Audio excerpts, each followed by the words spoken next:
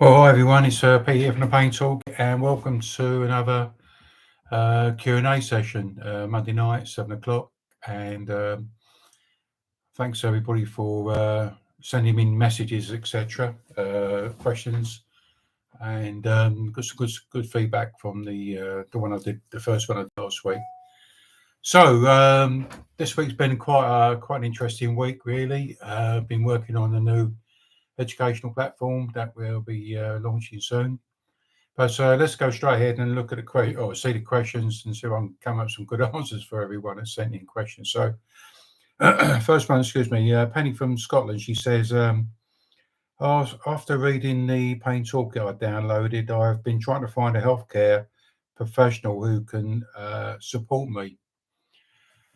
So by the sounds of it there, so Penny there wants to start learning how to self-manage a little bit better, etc. Penny, if you're watching, it's can be challenging, really. I've spoken about this before.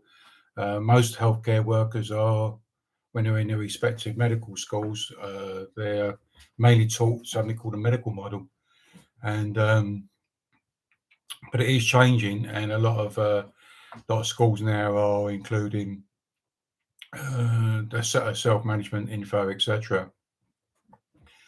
So it may take a bit of time for things to catch up. But up there in Scotland, you've got I think you've got the Pain Association of Scotland. They're a really good organisation to contact. They do self-management programs.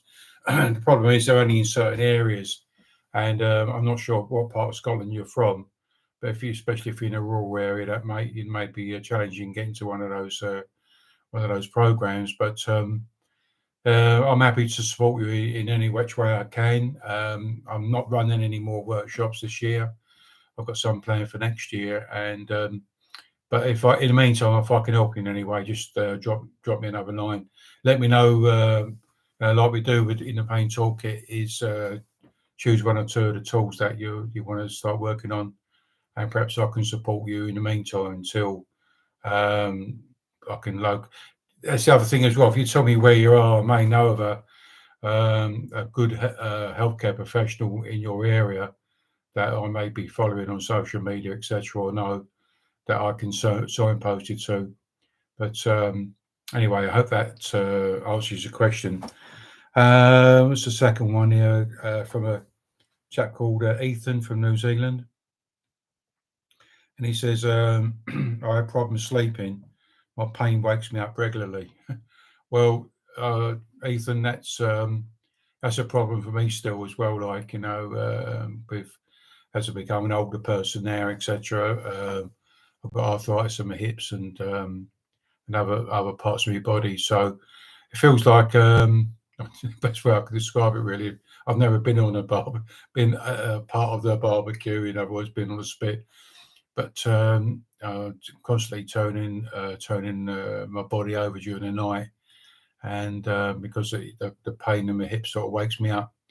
But it's not a lot of, the only thing I can, what I do regular stretching exercise and stuff like that. I try and not do too much before I go to sleep, because I don't want to sort of wake myself up too much. But what I did learn a few years ago, let me just have a sip of my tea. I've got a bit of a dry throat tonight. What I learned a few years ago was a technique on how to get back to sleep a little bit easier.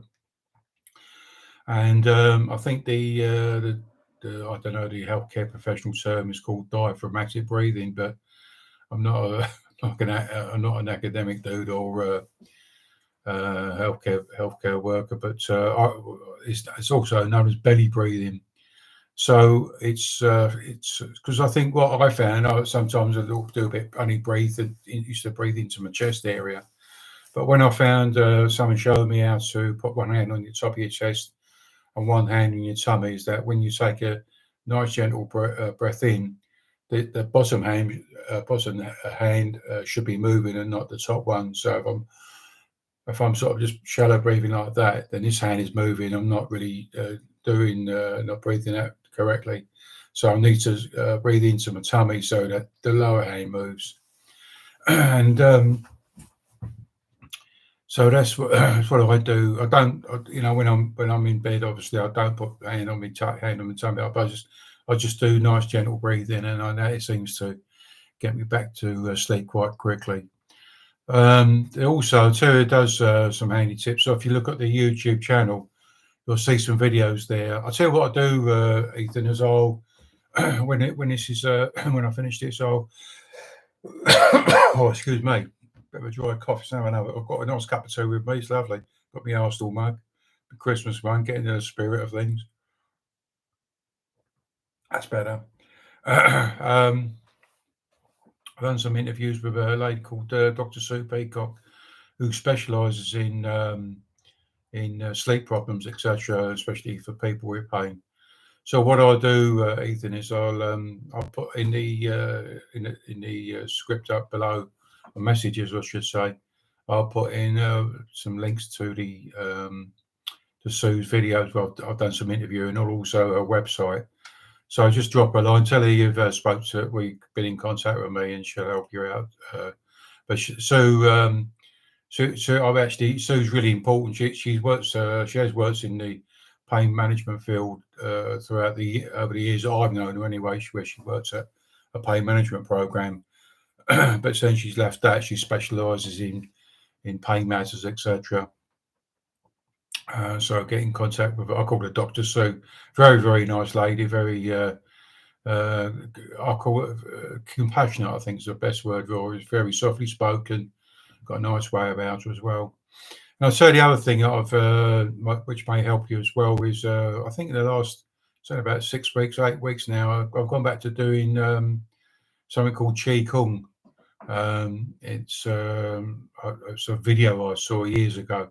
I saw a video. It was years ago, but it was back in the 90s, and it was a video called "Stand Still, Be Fit," and which I really liked. I thought, I like that, digging it, just. But when I watched the video, it did help me with my breathing, and in the last sort of, say, about a couple of months now, I've gone back to doing that actually, and I'm finding that with my breathing, etc. I've been finding that really helpful. It's nice and relaxing, like the Qi Kung that I do.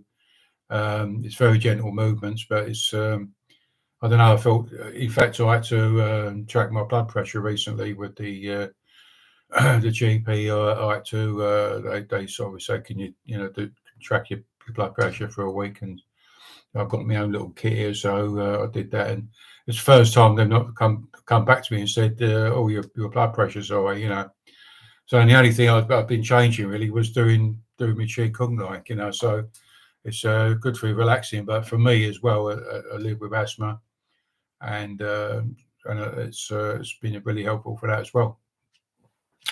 So I hope that was useful. Who else? Richard from Surrey. He said I read the other day that eating special foods can help with chronic pain. Is this true? I'm listen. I'm not a dietitian or anything like that. I'll tell you what I will do, Richard, is a few. I think it was last year actually. I did a couple of interviews with Dr. Catherine Brain from down here in. I think she's in Brisbane. I think it's Brisbane in Australia. She works with Chronic Pain Australia, but she's also at the university there, and I did a couple of interviews with her, and where I was asking about foods.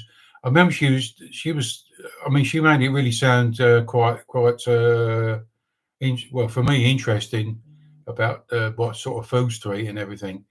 All I do remember from memory was that she was talking about processed foods that aren't going to be that useful for our body, but that's pretty much genuine information.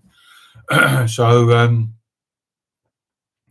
but she talked about different like colours of the rainbow, like rainbow foods. I think she called it from memory, different colours. But what I'll do, Richard, is I'll put the video links in with the underneath the video in the messages, etc. So you can watch those and see if they're useful. And I think the last one is actually from Ewan in Wales, and he says, I've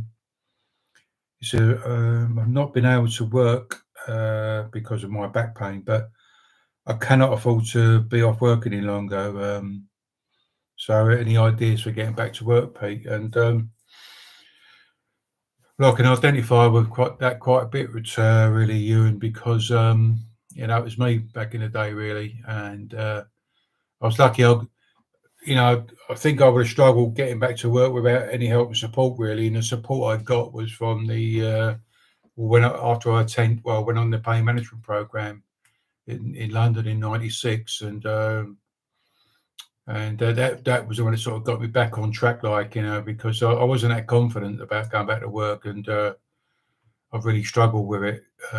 Did the thought of going back to work, because back then, see, I was just the only two trades I really had was I was a painter, decorator, and a driving instructor, and I didn't think I would be able to to manage those. So as it happens, I've been sort of got into doing this, really. So, and I think what I like about this sort of work is that I can stop and start whenever I want to, etc. And I write. In actual fact, I was talking about this at the weekend to someone that when the Austrian patients in Austria, they wanted to.